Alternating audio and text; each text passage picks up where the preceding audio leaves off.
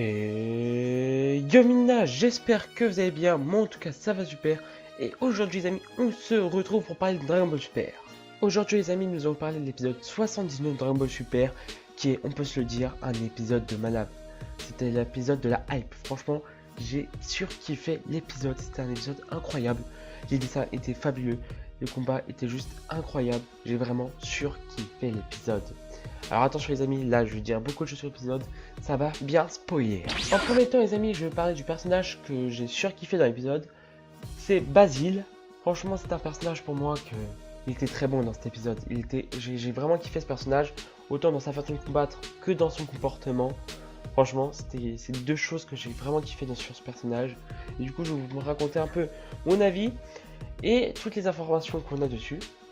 Alors, tout d'abord, nous avons appris que son pseudo, c'est Basile au coup de pied. Hein.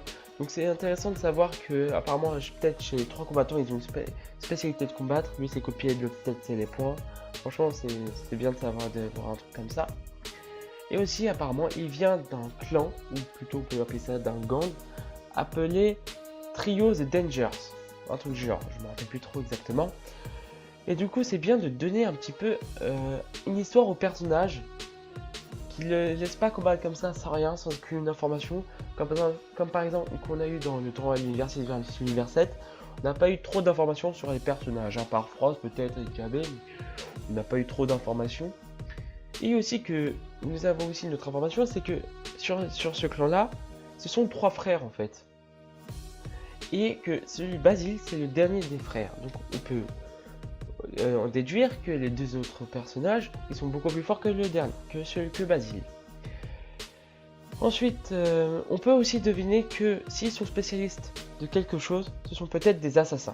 Je pense, je sais plus s'ils l'ont dit dans l'épisode, mais moi je pense que c'est des assassins. Et j'aime bien, moi franchement, comme Hit, j'aime bien des assassins parce que ils ont des trucs, ils ont un peu une façon de combattre stylée et je kiffe ça. Nous avons aussi une autre information qui est venue de Son Goku, comme quoi ces personnages-là n'ont pas de ki. Alors c'est très bizarre. Soit ils camouflent leur ki, mais ça serait strictement impossible parce que sinon ils ne pourraient pas libérer sa puissance. Ou soit c'est une technique d'assassin. Alors franchement, si c'est comme Hit, c'est plutôt pas mal. Et je pense pas, ils ont pas le niveau de Hit, ça c'est sûr. Mais quelqu'un qui ressemble un peu à Hit, combattre, moi je trouve ça plutôt sympathique. C'est un peu du copier-coller, mais j'adhère quoi, je dis pas non. Donc bien évidemment, il combat contre Boo. Donc Boo, je vais en parler juste après du personnage. Bon, il se laisse faire, hein, on est d'accord. Et du coup, Basile, au coup de pied, il commence à lui donner des coups, etc. Et ce que j'ai vraiment bien kiffé sur ce personnage, c'était vraiment ses techniques de ki. C'est vraiment, je sais pas, c'était stylé. En plus, à chaque fois qu'il donnait un coup, comme il utilise que ses pieds, il croise les bras. Et franchement, ça montre... Je sais pas, je trouve que ça lui donne un air vraiment stylé. Comme avec Hit qui met les mains dans ses poches. C'est-à-dire, genre, totalement, je m'en fous, je vais te défoncer. Mais ce qui est différent avec Basile, c'est que lui, il a un comportement orgueilleux. Et moi, je kiffe ces comportements-là. Franchement, moi, franchement, c'est un truc que j'aime bien. Donc, bien évidemment, il a été surpris que Boo se régénère après chaque attaque. Et bien évidemment, il a décidé de libérer son énergie. Alors, il précise pas s'ils ont reconnu le ki ou pas. Parce que c'est un truc que je voudrais savoir. Est-ce qu'ils ont vraiment pas du tout de ki ou ils le camouflent une sorte de technique d'assassin. Donc, il libère son ki. Et comme c'est quand même un des meilleurs persos, je pense, de l'univers 9, si je me trompe pas. Et bah, il détruit un peu le terrain, quoi. Son ki, il a bien libéré sa puissance. Et bien sûr, ça a attaqué Monsieur Satan. Hein, sa puissance a déchaîné plusieurs débris. Et du coup, Monsieur Satan s'en est pris un. Et il a été blessé, on va dire comme ça. Il est rendu inconscient. Donc bien évidemment, à cause de son acte qu'il a fait, Basile en libérant toute sa puissance, et que Monsieur Satan il a été blessé, Boo s'est énervé. Il a décidé de se mettre en colère et de défoncer Basile. Donc il a bien défoncé Basile. Je parlais juste après de Boo, je vais vous raconter mon avis sur ce personnage là, qui était plutôt bon dans cet épisode. Donc il a défoncé Basile, et du coup il l'a mis hors du terrain. Donc faut savoir un truc, ça on aurait pu se poser la question, ce n'est pas le tournoi, c'est juste un match d'ouverture. c'est soit Zeno il arrête le combat, il en a marre, ou soit c'est le personnage qui n'a plus de force pour que le combat s'arrête et que quelqu'un gagne. Donc moi je me suis dit, en fait c'est vrai parce que j'avais trouvé une incohérence, comment ça se fait que Basile quand il frappe Boo, il le met pas directement hors du terrain? En fait c'est normal, il n'y a pas cette règle. Bon, c'est plutôt, on va dire, c'est comme je vous l'ai dit la semaine dernière, c'est plutôt un match d'avant-goût, on va dire comme ça, un match d'entraînement. Bah bon, c'était quand même, ça ne change pas que l'épisode était quand même génial. Et du coup, la grosse information, comme il était en position de faiblesse, Basile, il a demandé au Kaioshin de lui donner quelque chose pour le rendre plus puissant. Ah là là, je sais pas si ça vous a fait penser à quelque chose, mais moi, le sort de truc qu'il lui a donné pour rendre plus puissant, ça m'a fait penser au fruit du démon qu'il y a dans Xenoverse. Je sais pas s'ils ont fait un petit clin d'œil à Dragon Ball Xenoverse, mais c'était plutôt sympathique à voir. Surtout la transformation qu'il prend, ses muscles qui ont été développés, c'était vraiment génial. Il avait vraiment l'air, il était incroyable. Il a commencé à défoncer Boo.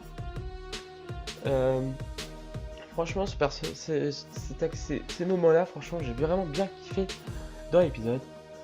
Donc, il commençait à défoncer Boo, mais il était toujours pas assez puissant.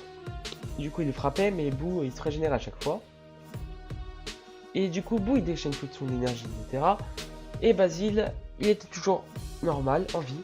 Mais le problème, c'est que je pense qu'il a utilisé trop d'énergie. Et du coup, il a été blessé, il a été vaincu. Franchement, pour moi, c'était un très très beau combat. Et franchement, c'est ce qui a été le cœur de l'épisode, qui était vraiment incroyable. Ils ont vraiment rien raté, l'animation était au top. C'était parfait. Je vous ai pas raconté tous les détails de l'épisode parce que, comme je vous l'ai dit, cet épisode était incroyable. J'ai besoin de faire les choses par étapes.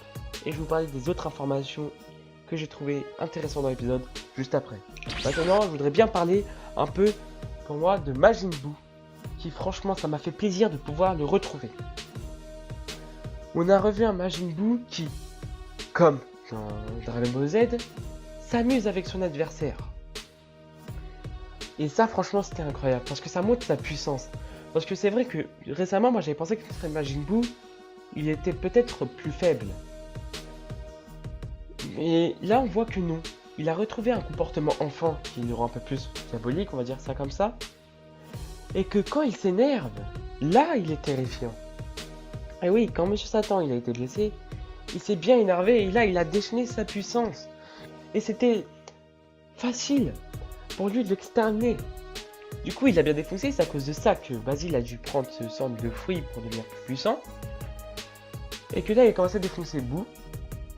Mais bon, on sait tous qu'il n'a pas défoncé. Boo, il est revenu, il s'est régénéré. Et il a utilisé une attaque à pleine puissance contre Basile. Et je sais pas si vous avez remarqué, mais c'était un combat Dragon Ballesque. C'était incroyable. Boo qui recombat et qui s'énerve et qui déchaîne toute sa puissance et qu'il est incroyable. Franchement, j'ai trouvé ça incroyable. C'était vraiment quelque chose de surprenant. Et je pense que dans les prochains épisodes, Boo va être un personnage important et que il ne va pas être sous-exploité dans le nouvel arc. Donc ensuite, je voudrais parler aussi un peu du personnage mystérieux que j'avais parlé plusieurs fois dans mes vidéos, qui était à côté du dieu Clown. Alors moi qui pensais que c'était le personnage qu'on voit dans l'opening, il semblerait que non, parce que il n'a pas le même visage. D'ailleurs, une information que je voulais vous donner, c'est qu'il s'appelle Toppo. C'est pas un Toppo, je vous fais un contrôle du... Non, il s'appelle Toppo. Et donc, il ne ressemble pas du tout à celui de l'opening. Alors peut-être que lui aussi il a une pouvoir de transformation. Peut-être qu'il il est en mode normal, donc il se transforme pas, mais quand il va combattre, il a une position de combat, une transformation de combat. Je sais plus, il y avait quelqu'un comme ça, je me rappelle, que quand il combat, je sais pas si c'est dans le manga ou dans le manga, ouais, c'est pas grave, mais on peut s'imaginer ça parce qu'il a quand même, j'ai l'impression qu'il a à peu près la même tenue. Mais en tout cas, dans tous les cas, on peut pas dire que c'est un personnage faible, parce que quand Boo il a donné une attaque ou je sais plus, Basile, il a donné une attaque, il a arrêté cette attaque, et on va dire comme ça, il a peut-être absorbé le ki. Et ça, je trouvais ça très intéressant, qu'il absorbe le ki. C'est-à-dire peut-être qu'il est pas fort, mais il a des techniques qui peuvent détruire l'adversaire. Peut-être, je sais pas, c'est une théorie, mais c'est possible que c'est sur ça. Et en plus, ce que j'ai bien aimé, enfin, l'information qu'ils nous ont donnée, c'était son comportement. On dirait que ce n'est pas un personnage comme les autres, c'est plutôt un protecteur. C'est-à-dire que l'ange lui a demandé de arrêter ça, il l'a fait. Il a dit une phrase qui m'a un peu donné j'ai envie de savoir qui il est. Il a dit, vous n'avez donc aucun respect pour les dieux. Donc franchement, c'est très bizarre. Ce personnage-là, j'attends vraiment qu'on le dévoile, qu'on le voit en action, qu'il nous raconte un peu plus son histoire et qu'on pas comme Hit nous laisse un peu perplexe. Ensuite, je voudrais parler un peu d'un hors-sujet, c'est par rapport au Kaioshin Maléfique que j'ai parlé dans ma dernière vidéo. Franchement, on voit que vraiment, le dieu de la destruction, il est gentil. On ne dirait pas que c'est un dieu de la destruction. Et c'est plus le Kaioshin qui est maléfique en fait, qui est plus orgueilleux. Il a bien dit qu'il tout d'ailleurs que c'est vraiment la honte que ce soit un Kaioshin, quoi. Je me rappelle bien. Et franchement, je voudrais bien qu'on parle un peu plus de leur histoire, dans leur univers, parce qu'on voit pas que le dieu de la destruction fait quelque chose. Franchement, c'est bizarre. Mais franchement, c'est vraiment intéressant à savoir. On peut dire que sur cet épisode, qu'ils mettent en avant, ils nous essayent de nous poser des questions sur les personnages, et que sûrement ils vont exploiter les personnages plus tard. Et on peut pas dire que c'était un épisode bas de gamme. Franchement, j'ai vraiment kiffé. Alors voilà les amis, j'espère que cette vidéo vous aura plu, elle a été plus longue que la dernière, hein, parce que là franchement cet épisode il était vraiment très intéressant. Si vous avez remarqué, j'ai fait des vidéos et j'essaye de faire des vidéos chaque semaine. Je prends tous mes dimanches pour faire des vidéos parce que franchement ça me fait plaisir. Et franchement Dragon Ball Super, franchement pour moi, ça a pris une ampleur. Au départ, j'aimais bien. Après, je suis passé de aimer bien à surkiffer. Franchement pour moi, c'est vraiment un plaisir de débattre avec vous dans Dragon Ball Super. Donner mes avis, mes théories, etc. C'était vraiment incroyable. N'hésitez pas à me dire si j'ai fait quelques petites erreurs, si j'oublie des choses. Parce que c'est vrai que parfois je parle tellement que j'oublie des choses, de raconter des choses.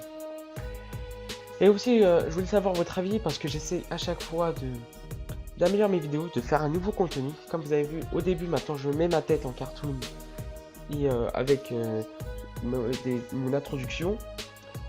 Et je voulais savoir si ça vous plaisait ou vous voulez que je change. Parce que j'essaie vraiment de faire quelque chose, un truc spécifique. Mais si vous n'aimez pas, je vois pas l'intérêt de laisser. Donc voilà. N'hésitez pas à aimer la vidéo, à la partager et bien sûr à la commenter, etc. Et aussi à vous abonner, hein, c'est très important.